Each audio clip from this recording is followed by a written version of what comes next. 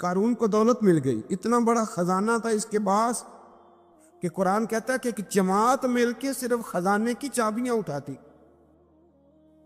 یعنی یہ معاذ اللہ کوئی گپ نہیں، یہ قرآن مجید نے بیان فرمایا کہ ایک جماعت مل کے صرف خزانے کی. تو حضرت سیدنا موسیٰ علیہ السلام نے کہا زکوٰۃ دو. زکوٰۃ کے معاملے میں لوگ ہیل و حجت سے کام لیتے، غریب ہو جاتے. اس کو کہا زکوٰۃ دو تو کہنے لگا آپ کی تو میرے مال پہ نظر ہے. اب نے فرمایا تو بڑا بیوقوف ہے، مال تجھے اللہ نے دیا ہے نا، تو اللہ کے رستے میں دے. یہ کام ذرا مشکل ہے کہ اس کو بار بار کہا تو اس نے نہ بجائے اس کے کہ وہ مال دیتا، اس نے حضرت موسیٰ پہ الزام لگا دیا. ایک عورت کو تیار کر کے لایا. یہ الزاموں والا کیس سنتے آ رہے ہیں آپ کہاں تک؟ حضرت یوسف پہ بھی لگا، جناب مریم پہ بھی لگا، حضرت سیدنا موسیٰ کلیم پہ بھی لگا، اور حضرت عیسیٰ پہ بھی. سارے ہوئے نا الزامات. آپ کیا بات کرتے ہیں؟ الزام لگانا، بہتان ترازی کرنا، اور ہمارے یہاں اچھی بات دل سے پھیلتی ہے، بری خبر وہ جلدی پھیل جاتی. ایک عورت کو تیار کر کے لایا معاذ اللہ تعالیٰ حضرت موسیٰ پر الزام لگانے کے لیے. اور جب وہ بی بی آپ کے سامنے لا کے کھڑی کی تو حضرت موسیٰ نے جلال فرمایا تجھے قسم ہے اللہ کی عزت کی، سچ سچ بتا معاملہ کیا ہے. تو وہ خاتون کانپنے لگی، کہنے لگی میں موسیٰ کلیم کے سامنے کیسے کھڑی ہو سکتی، مجھے تو اس نے پیسے دے کے تیار کیا، مجھے اس نے مجھے پیسے دے کے تیار کیا، اور بڑی اس نے مجھے تکلیف دی ہے. یہ جب کہا تو حضرت موسیٰ علیہ السلام رونے لگے کہ تو سارا کچھ کرتا پر میری سفید چادر پہ داغ تو نہ لگانے کی کوشش کر. آپ رونے لگے. آپ یقین کریں لوگ تکلیف دیتے ہیں بعضوں کا، ایسی بات کرتے ہیں جس کا کوئی وجود نہیں ہوتا. تو یہ کچھ لوگ کر دیتے ہیں لیکن وہ سمجھتے نہیں. کہتے ہیں آپ حوصلہ کریں، آپ درویش ہیں. حضرت موسیٰ سے بڑا درویش کون ہوگا؟ کلیم تھے نا اللہ کے، بڑا جگرا ہے نا. لیکن رو پڑے، کہنے لگے تجھے ایسا نہیں کرنا چاہیے. کہنے لگے اللہ اب اسے سزا دے. تو رب کریم نے اس کے سارا ساز و سامان سمیت اسے زمین میں دھنسا دیا. وہ زمین میں غرق ہو گیا اپنے خزانے سمیت. امام اعظم ابو حنیفہ رحمۃ اللہ تعالی علیہ کچھ لوگ حسد کرنے لگے تو ایک عورت ایک دفعہ آ گئی، کہنے لگی کوئی مسئلہ پوچھنا ہے. یہ بڑا کٹھن سا معاملہ ہوتا ہے، جو آدمی جو کام کر رہا ہوتا ہے وہی روپ دھار لیتے. مسئلہ کچھ نہیں، اندر آئی تو باہر سے شور ہو گیا. لوگ آ گئے، کوتوال کو بلا لیا، معاذ اللہ امام صاحب کے پاس بی بی ہے، جیل میں لے گئے، سویرے فیصلہ کریں گے. رات کو نا ساری رات امام اعظم نے نماز پڑھی، ساری رات، اور کہنے لگے اللہ اب تو میں بوڑھا ہو گیا، اس حال میں اب ان سوالوں کا جواب دوں گا. وہ عورت بھی ساتھ بند تھی، اس عمر میں ان سوالوں کے جواب یار بڑا مشکل ہوتا ہے. اللہ اکبر. اس عمر میں امام صاحب رو رہے تھے تو اس عورت کا دل نرم ہو گیا. امام صاحب سے کہنے لگی مجھے غلطی ہو گئی، میں نے پیسے کسی سے پکڑ لیے تھے. حضور آپ تو اللہ کے نیک بندے. امام صاحب کہنے لگی اب ایک نیکی کر، کوتوال سے کہہ کہ مجھے کوئی تکلیف ہے تو میں دوا کھا کے واپس آ جاؤں گا. تو وہ کوتوال تو پہلے ملا ہوا تھا، اس نے اس کو کہا کہ مجھے کوئی تکلیف ہے میں گھر جاتی ہوں، دوا کھا کے واپس. امام صاحب نے سمجھا دیا. وہ گئی تو جو برقع اس نے پہنا ہوا تھا نا نقاب ساری عورتیں، وہ جا کے نا اس نے امام صاحب کی بیوی کو دیا. امام صاحب نے اس کو سمجھا کے بھیجا تھا. وہ برقع گھر لے گئی اور جا کے زوجہ کو ساری بات سنائی. وہ دوائی کھانے گھر چلی گئی اور زوجہ برقع پہن کے تھانے آ گئی. سویرے قاضی کے سامنے بھیج ہوئے تو کہنے لگا جی آپ اتنے بزرگ ہو کے عالم ہو کے بیوی کے ساتھ اکیلے. فرمایا میری بیوی ہے تو میں نے اکیلے ہی ہونا تھا اس کے ساتھ، اور کس نے ہونا تھا؟ جناب آپ کی بیوی. فرمایا بلاؤ میرے سسر کو، اور بلاؤ محلے کی 10-12 عورتوں کو بھی دیکھ لے. انہوں نے دیکھا تو امام صاحب کی بیوی نکل آئی. وہ جتنے تھے نا الزام لگانے والے وہ اب غور سے دیکھ رہے تھے. تو ایک کہنے لگا امام صاحب سے یہ کیا ہوا؟ فرمایا قرآن ہے وَتُعِزُّ مَن تَشَاءُ وَتُذِلُّ مَن تَشَاءُ. یہ قرآن ہے. ہونا کیا تھا؟ رب نے اپنا وعدہ سچا کر کے دکھایا ہے. تو اس نے بھی الزام لگایا، پھر سزا یہ ملی کہ وہ ہمیشہ کے لیے زمین میں دھنستا۔ دولت کون دیتا ہے؟ اللہ دیتا ہے نا، تو اگر اللہ کہے تھوڑی سی واپس بھی کرو، بندیاں دے خرچے بات جانتے تھے، تھوڑی سی واپس مانگ لے تو ہاتھ تنگ ہو جاتا ہے۔ یہ خاتون نے ایک دفعہ مجھے پیغام دیا تو میں بڑی اس کی بات سن کے مجھے عجیب لگا۔ وہ کہنے لگی کہ دوسری جگہ میری شادی ہوئی ہے، مجھے طلاق ہو گئی تھی، تو مجھے ایک تانا روز سننے کو ملتا ہے، تو اتنی اچھی ہوتی تو وہاں نہ رہ لیتی۔ تو بھئی یہ کوئی تانے والی بات ہے؟ کو ضروری ہے کہ بیوی غلط ہوتی ہے تو طلاق ہوتی ہے؟ اللہ کے محبوب علیہ السلام کی 2 صاحبزادیوں کو ابو لہب کے 2 بیٹوں نے طلاق بھیج دی تھی، کس کی غلطی تھی؟ تو آپ کیا کہہ سکتے ہیں یہاں کیوں طلاق؟ تو اتنی جلدی بات تھوڑی کر دیں گے آپ، تھوڑی احتیاط فرمائیں بولنے۔ حضرت عبداللہ ابن عباس فرماتے ہیں میرے نبی پاک علیہ السلام نے میری تربیت فرمائی، اور محبوب پاک علیہ السلام نے فرمایا عبداللہ یاد رکھنا، یہ نوجوان دوست میری بات لکھ لیں، پریشان لوگ میری بات لکھ لیں، جن کے پاس قوت فیصلہ نہیں وہ اس بات کو لکھ لیں۔ حضرت عبداللہ ابن عباس فرماتے ہیں میرے نبی پاک علیہ السلام نے مجھ سے فرمایا تھا عبداللہ سن، اگر ساری دنیا مل کے تیرا کوئی نفع کرنا چاہے، کر نہیں سکتی جب تک میرے رب کی رضا نہ ہو، اور فرمایا ساری دنیا مل کے تیرا کچھ بگاڑنا چاہے تو عبداللہ بگاڑ نہیں سکتی جب تک رب کریم کی حکمت کا تقاضا نہ ہو۔ لوگوں سے ڈرنا، لوگوں کی طرف دیکھنا، ماحول دیکھ کے اپنے راہ کا تعین کرنا، ہر بندے کے خیالات کے مطابق ڈھلنے کی کوشش کرنا، فلانا نہ ناراض ہو جائے، فلانا نہ ناراض ہو جائے، وہ جس نے ہونا ہو جائے، بس رب رسول ناراض نہ ہو۔ اپنی زندگی میں اپنے مالک کو مولا جان کے، بل اللہ مولاکم، اللہ تمہارا مولا ہے، وَهُوَ خَيْرُ النَّاصِرِينَ، وہ بہترین مددگار ہے۔ توجہ جب بھی کریں رب کی جانب کریں، اپنے دل کا قبلہ درست رکھیں، سوچوں کے زاویے سیدھے رکھیں۔ میرے بھائی، مالک جب بندوبست کر دے نا، جب مالک بندوبست کر دے، پھر ایسا بندوبست کرتا ہے کہ لوگوں کے پاس نا چارہ نہیں رہتا۔ حضرت مریم رضی اللہ تعالی عنہا پاک باز تھی، مسجد میں رہی تھی، پر مالک کی حکمت کے تقاضے بڑے عجیب ہیں نا۔ پھر جناب مریم کو اللہ تعالیٰ نے بغیر شوہر کی اولاد عطا کر دی۔ یہ بات ہی ایسی تھی، کسی نے کہا تھا کہ مخلوق تو فنکار ہے اس درجہ کے پل بھر میں سنگے در کعبہ سے بھی اصنام تراشے، تم کون ہو کیا چیز ہے داغے کبابی، لوگوں نے تو مریم پہ بھی الزام تراشے۔ تو لوگوں نے کہا کدھر سے لے آئی بچہ، تیرا باپ تو ایسا نہیں تھا، کہاں سے لے آئی؟ اللہ کرے میں آپ کو سمجھا سکوں، ذرا اپنے آپ کو وہاں کھڑا کریں کہ ایک پاک باز عورت، پاک باپ کی بیٹی، طیب ماں کی بیٹی، اور اللہ کے گھر میں پرورش پانے والی خاتون، ایک وہ وقت اور ایک یہ وقت کہ اس عورت کو کٹہرے میں کھڑا کر کے پوچھا جا رہا ہے کہ معاذ اللہ تیری گود میں بچہ جائز نہیں ہے، کہاں سے لائی ہے؟ اب خود سے صفائیاں بندہ کتنی کو دے، کتنی کو وضاحتیں کرے۔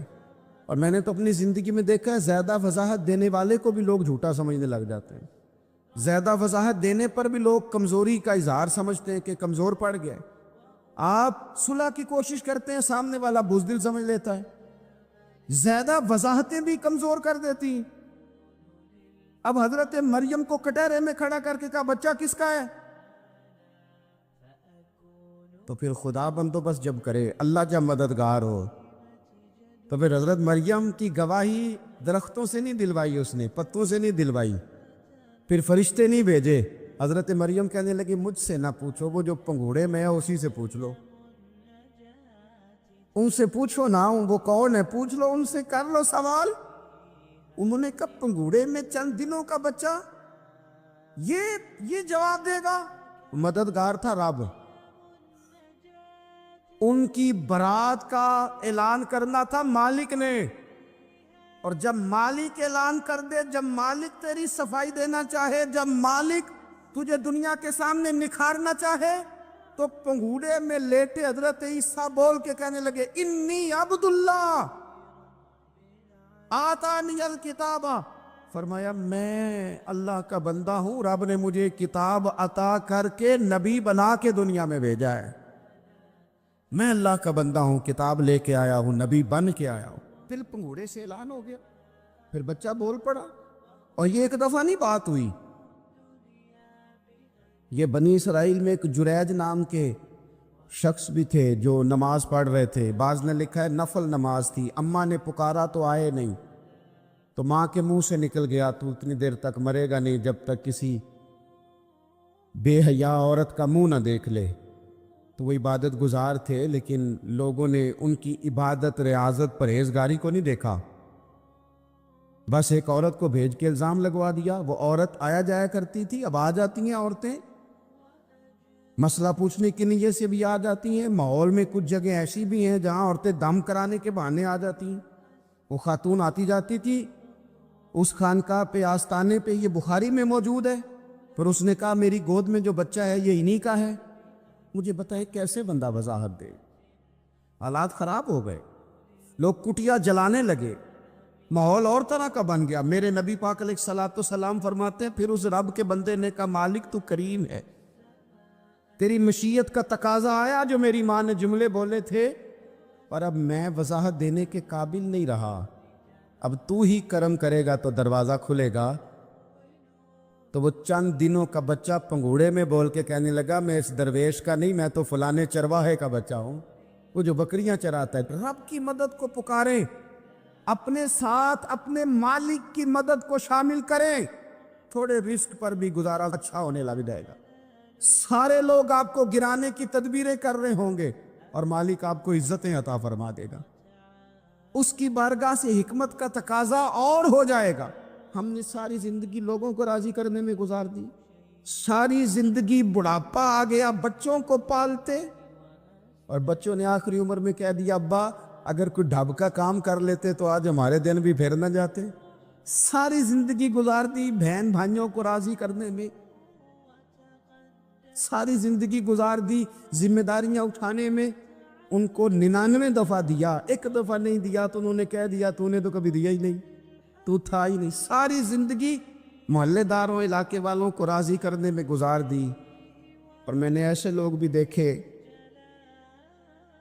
دین کے لیے وقت گزارا، لیکن جب بڑھاپے میں دانت کام نہ کرتے تھے تو وقت کے مفتیوں کو بھی مسجدوں کی کمیٹیوں نے کہہ دیا اب آپ کی سمجھ نہیں آتی، ہم نے خطیب کو یور رکھنا ہے، نہ دیکھو دنیا کی طرف، دنیا رلا دیتی ہے، نہ راضی کرو بندوں کو، بندے تھکا دیتے، نہ پیچھے بھاگو ہر وقت دنیا داروں کے، یہ انسان کو کمزور کر دیتے ہیں۔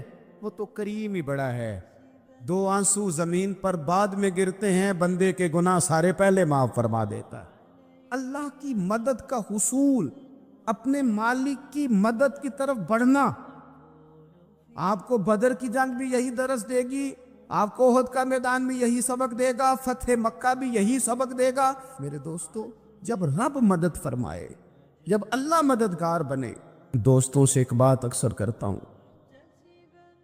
میں کہتا ہوں کہ جتنے درد سے آپ امیر کو اپنی کہانی سناتے ہیں نا، اور جس طرح آپ کے آنسو بات کرنے سے پہلے گر جاتے ہیں کہ غریب ہیں، بچیاں ہیں، کاروبار نہیں، او میرے سنگیو، اس سے آدھے آنسو اپنے رب کی بارگاہ میں بکھیرو، اس کے حضور عرض گزار ہو جاؤ، اس سے طلب کرو۔ ایک وقت انسان پر زندگی میں ایسا آتا ہے کہ اسے یوں محسوس ہوتا ہے کہ میرا سایہ بھی ذرا سا پیچھے ہٹ گیا ہے، اسے یوں لگتا ہے کہ میں کسی سہارے پہ ہاتھ ڈالتا ہوں تو وہ بھاگ جاتا ہے مجھ سے، لیکن مالک کی بارگاہ ایسی عظیم بارگاہ ہے، رب رسول کے آستانے اتنے بڑے ہیں کہ آپ جب وہاں کشکول طلب دراز کرتے ہیں تو جھولی پھیلانے میں دیر لگتی ہے، ان کو بھرنے میں تو کوئی دیر نہیں لگتی۔ ہم نے اپنا سوچ کا قبلہ ہی دنیا کو بنا لیا ہے، یہ جو اللہ والوں کی مدد ہے یہ تو ہے نہیں، اللہ ہی کی مدد ہے۔ لیکن یہ جو سیٹھوں کی طرف توجہ کرنا، نوابوں کی طرف توجہ کرنا، دنیا داروں کی طرف توجہ کرنا اور اپنا مزاج اس طرح کا بنا لینا، یارو گردن کو جھکا دیتا ہے خیرات کا پتھر، جہاں میں مانگنے والوں کے سر کبھی اونچے نہیں ہوتے۔ اور اقبال کہتے ہیں غیرت ہے بڑی چیز جہان تگ و دو میں، پہناتی ہے یہ فقر کو تاج سردارا۔ میں عرض کروں گا کہ اپنی آپ جب توجہ کا قبلہ اللہ رسول کو بنائیں گے تو رب فرماتے وَيَرْزُقْهُ مِنْ حَيْثُ لَا يَحْتَسِبُ، میں نہ تجھے وہاں سے رزق دوں گا جہاں سے کبھی تیرا گمان بھی نہیں گیا ہوگا، یہاں سے بھی مل سکتا ہے، تو نے سوچا بھی نہیں ہوگا۔ بخاری شریف میں حدیث ہے، حضرت جابر بن عبداللہ فرماتے ہیں نبی پاک صلی اللہ علیہ وسلم نے نا 300 لوگوں کا ایک لشکر روانہ کیا کسی مہم کے لیے، کسی جہاد کے لیے۔ حضرت ابو عبیدہ بن جراح رضی اللہ تعالیٰ عنہ امیر لشکر تھے۔ فرماتے غربت اتنی زیادہ تھی، بھوک اتنی زیادہ تھی کہ ایک ایک کھجور دن میں ایک وقت کھانے کو ملتی تھی، اور کچھ دن ایسے آئے کہ اب کھجور بھی نہیں مل رہی۔ فرماتے اتنی زیادہ بھوک لگی مجاہدین کو 300 بندہ پتے کھا کے گزارا ہونے لگے۔ یہ بخاری میں موجود ہے۔ آپ فرماتے کہ دریا کے کنارے ہمارا پڑاؤ تھا، ٹھہراؤ تھا، جب بھوک سے نڈھال ہو گئے نا وَيَرْزُقْهُ مِنْ حَيْثُ لَا يَحْتَسِبُ، اللہ وہاں سے روزی دیتا ہے، گمان بھی نہیں ہوتا۔ فرماتے ہیں ایک مچھلی اللہ تعالیٰ نے دریا کے کنارے بھیجی، فرماتے ہیں وہ تھی تو مچھلی پر پہاڑ جتنی تھی۔ بخاری میں لفظ ہیں، حضرت جابر بن عبداللہ رضی اللہ تعالیٰ عنہ فرماتے ہیں 300 آدمی 18 دن تک اس مچھلی کو کھاتے رہے، مچھلی ختم ہی نہیں ہوئی۔ مچھلیاں نہیں، مچھلی کہتے ہیں 18 دن 300 بندہ کھاتا رہا، مچھلی ختم ہی نہیں ہوئی۔ اور فرماتے ہیں کہ اس کی ہڈی نکال کے، کانٹا کہیں گے آپ اپنی زبان میں، کہتے ہیں وہ نکال کے نا تو اس کو کھڑا کیا نا جب، تو اونٹ کجاوے سمیت اس کے بیچ سے گزر جاتا تھا، 2 اس کے کانٹے جوڑے۔ فرماتے ہیں وہ اس کا گوشت ہم کھاتے تھے اور اس کی چربی بطور تیل کے ہم جسموں پہ ملتے تھے، بیماروں کو اس سے سکون آتا تھا، تندرستی شفا ہوتی۔ فرماتے ہیں ہم کھایا بھی ہم نے، اور کچھ لے کے ہم مدینے بھی گئے، اور قربان جائیں نبی پاک نے بھی اس میں سے کھایا۔ ہم نے عرض کی حضور یہ معمہ کیا ہے، یہ ماجرا کیا ہے؟ تو محبوب نے فرمایا تمہارے پاس غذا نہیں تھی، رب نے تمہارے لیے بندوبست کیا ہے، اللہ نے تمہیں دیا ہے۔ مکان شروع کر لیا، ایک صاحب نے مکان بنانے لگے، آپ وہ حساب لگا رہے ہیں، کہتے ہیں میرے پاس اتنے پیسے ہیں، اتنے میں نے فلانے دوست سے کہنا ہے اس نے دے دینے، اتنے فلانے رشتہ دار سے کہنا ہے اس نے دے دینے، اتنے فلانے سے کہنا ہے اس نے دے دینے۔ یہ ساری کاپی بنا کے مکان شروع کر لیا۔ جو روز کہتا تھا نا کوئی حکم ہو جاتے دسی، سب سے پہلے اس کو کہا میاں پیسے چاہیے دین، وہ کہندا ہو کل ہی منڈا ٹوریا ہے، کہدے تو پرسوں 10 داتے لب جانے سن۔ میں آپ کو اپنے تجربے کی بات بتا رہا ہوں۔ یہ لوگوں کا خیال ہوتا ہے نا کہ آپ سٹارٹ کریں فلانا کام، ہم آپ کے ساتھ ہیں، اللہ کا ہی کوئی نظام ہے، وہ بالکل بھی نہیں ساتھ ہوتے۔ لیکن ایسا نہیں ہے کہ کوئی ساتھ نہیں ہوتا، اللہ تعالیٰ بڑے اسباب پیدا کرتا ہے، وہاں سے دیتا ہے جہاں سے گمان بھی۔ ہمارا یہ ذہن بن جاتا ہے ہم ساری اپنے حساب سے چلتے، اتنے رشتہ داروں سے، اتنے کون آپ کے ساتھ چلے گا، سوال ہی نہیں پیدا ہوتا۔ یہ سارے کام چھوڑ کے سب سے پہلے 2 رکعتیں پڑھو، اپنے رب کی بارگاہ میں، رسول کائنات کی بارگاہ میں گزارشات اور استغاثے پیش کرو، وہاں سے خیر طلب کرو۔ دنیا دار کیا دیں گے، کیا دے سکتے ہیں، کیا حیثیت ہوتی ہے کسی؟ اللہ کہتا ہے وہاں سے دوں گا۔ تو جو اللہ مال دے وہ لینا چاہیے کہ رشتہ داروں کا مال دیکھنا چاہیے؟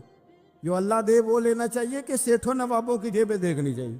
جو اللہ دے وہ قبول کرنا چاہیے یا دیکھنا چاہیے کون سا آدمی کہاں پہنچ گیا؟ چھوڑو، اپنی مٹی پہ چلنے کا سلیقہ سیکھو۔